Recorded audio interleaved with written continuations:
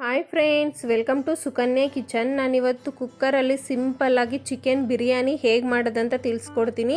ಇದು ಬ್ಯಾಚುಲರ್ಸ್ ಸಮೇತ ತುಂಬ ಈಸಿಯಾಗಿ ಮಾಡ್ಕೋಬೋದು. ಇದು ಹೇಗೆ ಮಾಡೋದಂತ ನೋಡೋಣ ಬನ್ನಿ.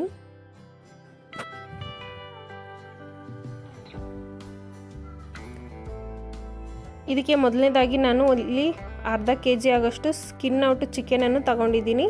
ಅದನ್ನು ಚೆನ್ನಾಗಿ ವಾಶ್ ಮಾಡಿ ತಗೊಂಡಿದ್ದೀನಿ ಒಂದೆರಡು ಸರಿ.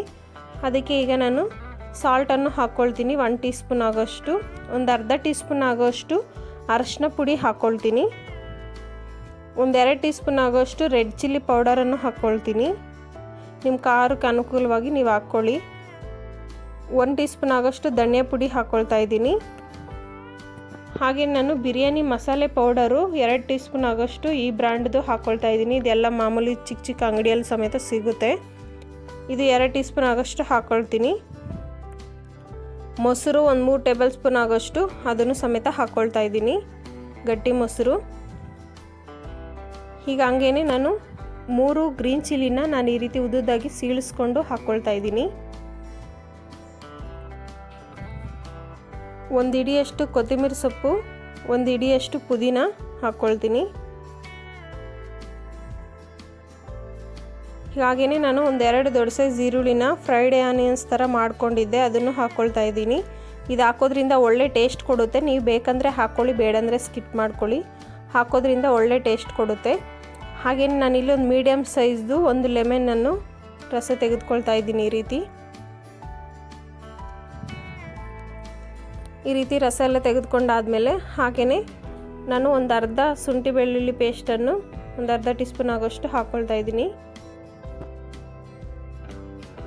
ಇದನ್ನು ಸಮೇತ ಹಾಕ್ಕೊಂಡು ಇದು ಚೆನ್ನಾಗಿ ನಾವು ಹಾಕಿರುವಂಥ ಮಸಾಲೆ ಎಲ್ಲ ಚಿಕನ್ ಪೀಸಸ್ಗೆ ಇಡ್ಕೋಬೇಕು. ಅಷ್ಟಕ್ಕೆ ಮಟ್ಟಿಗೆ ನಾವು ಮಿಕ್ಸ್ ಮಾಡ್ಕೋಬೇಕಾಗುತ್ತೆ. ಚೆನ್ನಾಗಿ ಕೈಯಲ್ಲೇ ಮಿಕ್ಸ್ ಮಾಡ್ಕೊಳ್ಳಿ, ಆವಾಗ ನಮಗೆ ಚೆನ್ನಾಗಿ ಮಿಕ್ಸ್ ಆಗುತ್ತೆ. ಈ ರೀತಿ ನೋಡ್ತಿದ್ರಲ್ಲ, ಈ ರೀತಿ ಮಿಕ್ಸ್ ಮಾಡ್ಕೋಬೇಕಾಗುತ್ತೆ. ಈ ರೀತಿ ಮಿಕ್ಸ್ ಮಾಡಿಕೊಂಡು ನಾವು ಒಂದು ಹಾಫ್ ಆನ್ ಅವರ್ 1 ಅವರ್ ಆದರೂ ಫ್ರಿಜ್ಜಲ್ಲಿ ಎತ್ತಿಟ್ಕೋಬೋದು. ಟೈಮ್ ಇಲ್ಲಾಂದರೆ ಒಂದು 15 ನಿಮಿಷ ಆದ್ರೂ ಎತ್ತಿಟ್ಕೊಳ್ಳಿ. ಈ ರೀತಿ ಎತ್ತಿಟ್ಕೊಂಡಾದ್ಮೇಲೆ ನಾನಿಲ್ಲಿ ಈ ಕಪ್ಪಲ್ಲಿ 2 ಕಪ್ ಆಗೋಷ್ಟು ಬಾಸ್ಮತಿ ರೈಸನ್ನು ತಗೊಳ್ತಾ ಇದ್ದೀನಿ, ನೋಡ್ತಿದ್ರಲ್ಲ. ಹಾಗೆಯೇ 1 ಕಪ್ ಆಗೋಷ್ಟು ಮಾಮೂಲಿ ಸೋನಾ ಮಸೂರಿ ರೈಸು ಸಮೇತ ತಗೊಳ್ತೀನಿ. ನೀವು ಬೇಕಂದರೆ ಫುಲ್ಲು ಸೋನಾ ಮಸೂರಿ ರೈಸಲ್ಲಿ ಯೂಸ್ ಮಾಡ್ಬೋದು, ಇಲ್ಲಾಂದರೆ ಬಾಸ್ಮತಿ ರೈಸಲ್ಲಿ ಯೂಸ್ ಮಾಡ್ಬೋದು. ನಾನು ಅದು 2 ಕಪ್ ಯೂಸ್ ಮಾಡ್ತಾಯಿದ್ದೀನಿ, ಇದು 1 ಕಪ್ ಯೂಸ್ ಮಾಡ್ತಾಯಿದ್ದೀನಿ. ಇದು ನೀರು ಹಾಕಿ ಚೆನ್ನಾಗಿ ವಾಶ್ ಮಾಡಿ ಹಾಗೆಯೇ ಒಂದು 15 ನಿಮಿಷ ಇದನ್ನು ನೆನೆಯೋಕ್ಕೆ ಸೈಡ್ಗೆ ಎತ್ತಿಟ್ಕೊಳ್ತೀನಿ.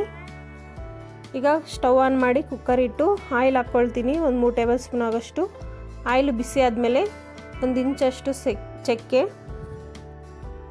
1-2 ಲವಂಗ, 1-2 ಏಲಕ್ಕಿ, ಸೋಂಪುಕಾಳು ಒಂದು ಸ್ವಲ್ಪ, 1-2 ಬಿರಿಯಾನಿ ಎಲೆ, ಇದೆಲ್ಲ ಹಾಕ್ಕೊಂಡು ಸ್ವಲ್ಪ ಬಿಸಿ ಆದಮೇಲೆ ಒಂದು ದೊಡ್ಡ ಸೈಜ್ ಈರುಳ್ಳಿನ ನಾನು ಈ ರೀತಿ ಉದ್ದುದ ಕಟ್ ಮಾಡಿ ಇಟ್ಕೊಂಡಿದ್ದೆ, ಅದನ್ನು ಹಾಕ್ಕೊಳ್ತೀನಿ. ಅದು ಸ್ವಲ್ಪ ಗೋಲ್ಡನ್ ಕಲರ್ ಬರಬೇಕು. ಇಷ್ಟು ಮಟ್ಟಕ್ಕೆ ಬಂದಮೇಲೆ ನಾನೊಂದು ದೊಡ್ಡ ಸೈಜ್ ಟೊಮೊಟೊ ಕಟ್ ಮಾಡಿ ಇಟ್ಕೊಂಡಿದ್ದೆ, ಅದನ್ನು ಸಮೇತ ಹಾಕ್ಕೊಳ್ತೀನಿ. ಇದನ್ನು 1-2 ನಿಮಿಷ ಫ್ರೈ ಆದಮೇಲೆ ನಾವು ರೆಡಿ ಮಾಡಿ ಇಟ್ಕೊಂಡಿದ್ವಲ್ಲ ಚಿಕನ್ನ, ಅದನ್ನು ಹಾಕ್ಕೋಬೇಕಾಗುತ್ತೆ. ಈ ರೀತಿ ಎಲ್ಲನೂ ಚಿಕನ್ ನಾವು ಹಾಕ್ಕೋಬೇಕಾಗುತ್ತೆ. ಈ ರೀತಿ ಎಲ್ಲನೂ ಹಾಕ್ಕೊಂಡು ಚೆನ್ನಾಗಿ ಮಿಕ್ಸ್ ಮಾಡ್ಕೊಳ್ಳಿ. ಒಂದು 5-6 ನಿಮಿಷ ಇದನ್ನು ಹೈ ಫ್ಲೇಮಲ್ಲೇ ಚೆನ್ನಾಗಿ ಕುದಿಸ್ಕೋಬೇಕಾಗುತ್ತೆ. ಯಾಕಂದರೆ ಚಿಕನ್ನಲ್ಲಿರುವ ಹಸಿ ಸ್ಮೆಲ್ಲೆಲ್ಲ ಹೋಗಿ ಇದರಲ್ಲಿ ನೀರೆಲ್ಲ ಬಿಟ್ಕೊಂಡು ಚೆನ್ನಾಗಿ ಆಯಿಲೆಲ್ಲ ಮೇಲೆ ಕುದಿ ಬರಬೇಕು. ಈ ರೀತಿ ನೋಡ್ತಿದ್ರಲ್ಲ, ಇದನ್ನು ಚೆನ್ನಾಗಿ ಮಿಕ್ಸ್ ಮಾಡಿ ಬೇಯಿಸ್ಕೋಬೇಕಾಗುತ್ತೆ. ಹಾಗೆಯೇ ನಾವು 15 ನಿಮಿಷ ನೆನೆಯಕ್ಕೆ ಇಟ್ಕೊಂಡಿದ್ವಲ್ಲ ರೈಸು, ಅದನ್ನು ಸಮೇತ ಹಾಕ್ಕೋಬೇಕಾಗುತ್ತೆ. ಈ ಟೈಮ್ಗೆ ಹಾಕ್ಕೊಂಡು ಅದನ್ನು ಸಮೇತ ಮಿಕ್ಸ್ ಮಾಡ್ಕೊಳ್ತೀನಿ. ಈ ರೀತಿ ನಿಧಾನವಾಗಿ ಮಿಕ್ಸ್ ಮಾಡ್ಕೊಳ್ಳಿ, ಯಾಕಂದರೆ ಬಾಸ್ಮತಿ ರೈಸ್ ಹಾಕಿರೋದ್ರಿಂದ ಅದು ಸ್ವಲ್ಪ ಮುರಿದೋಗೋ ಚಾನ್ಸ್ ಇರುತ್ತೆ. ಅದಕ್ಕೋಸ್ಕರ ನಿಧಾನವಾಗಿ ಮಿಕ್ಸ್ ಮಾಡ್ಕೊಳ್ಳಿ. ಇದು ರೈಸ್ ಎಲ್ಲ ಸ್ವಲ್ಪ ಬಿಸಿ ಆಗಬೇಕು, ಆವಾಗ ನಾವು ನೀರು ಆ್ಯಡ್ ಮಾಡ್ಕೋಬೇಕಾಗುತ್ತೆ. ಈ ರೀತಿ ಸ್ವಲ್ಪ ಬಿಸಿ ಆದಮೇಲೆ ಇವಾಗ ನೀರನ್ನು ಆ್ಯಡ್ ಮಾಡ್ಕೊಳ್ತೀನಿ. 1 ಕಪ್ಪಿಗೆ ನಾನು 1.5 ಕಪ್ಪು ನೀರನ್ನು ಹಾಕ್ಕೊಳ್ತಾ ಇದ್ದೀನಿ. ನೀವು ನೆನೆಸಿಲ್ಲ ಅಂದರೆ 1 ಕಪ್ಪಿಗೆ 2 ಕಪ್ ನೀರನ್ನು ಡೈರೆಕ್ಟಾಗಿ ಹಾಕ್ಕೋಬೋದಾಗುತ್ತೆ. ನಾನು ನೆನೆಸಿರೋದ್ರಿಂದ 1 ಕಪ್ಪಿಗೆ 2 ಕಪ್ 1.5 ಕಪ್ ನೀರು ಹಾಕ್ಕೊಳ್ತಾ ಇದ್ದೀನಿ. ಇವಾಗ ನಿಮ್ಮ ರುಚಿಗೆ ಏನಾದ್ರು ಕಮ್ಮಿ ಇದ್ದರೆ ಸಾಲ್ಟನ್ನು ಖಾರನೂ ಸಮೇತ ಆ್ಯಡ್ ಮಾಡ್ಕೊಳ್ಳಿ. ನಾನು ಸಾಲ್ಟನ್ನು ಕಮ್ಮಿ ಇತ್ತು, ಸಾಲ್ಟ್ ಹಾಕ್ಕೊಂಡಿದ್ದೀನಿ. ಹಾಗೆಯೇ ಕೊತ್ತಂಬರಿ ಪುದೀನೂ ಆ್ಯಡ್ ಮಾಡ್ಕೊಂಡಿದ್ದೀನಿ. ಇದನ್ನು ಚೆನ್ನಾಗಿ ಮಿಕ್ಸ್ ಮಾಡಿಕೊಂಡು ಡೈರೆಕ್ಟಾಗಿ ಇವಾಗ ಕ್ಯಾಪನ್ನು ಕ್ಲೋಸ್ ಮಾಡ್ಕೋಬೇಡಿ. ಇದು ಸ್ವಲ್ಪ ಕುದಿ ಬರಬೇಕು ನಮಗೆ. ಕುದಿ ಬಂದಮೇಲೆ ಕ್ಯಾಪ್ ಕ್ಲೋಸ್ ಮಾಡಿಕೊಂಡ್ರೆ ನಮಗೆ ಮಸಾಲೆ ಸಪ್ರೇಟು ರೈಸ್ ಸಪ್ರೇಟು ಆ ರೀತಿ ಆಗೋದಿಲ್ಲ. ಅದಕ್ಕೋಸ್ಕರ ಈ ರೀತಿ ಕುದಿ ಬಂದಮೇಲೆ ನಾವು ಕ್ಯಾಪನ್ನು ಕ್ಲೋಸ್ ಮಾಡ್ಕೋಬೇಕಾಗುತ್ತೆ. ಈ ರೀತಿ ಕ್ಲೋಸ್ ಮಾಡಿಕೊಂಡು 2 ವಿಸಲ್ ಬರಬೇಕು.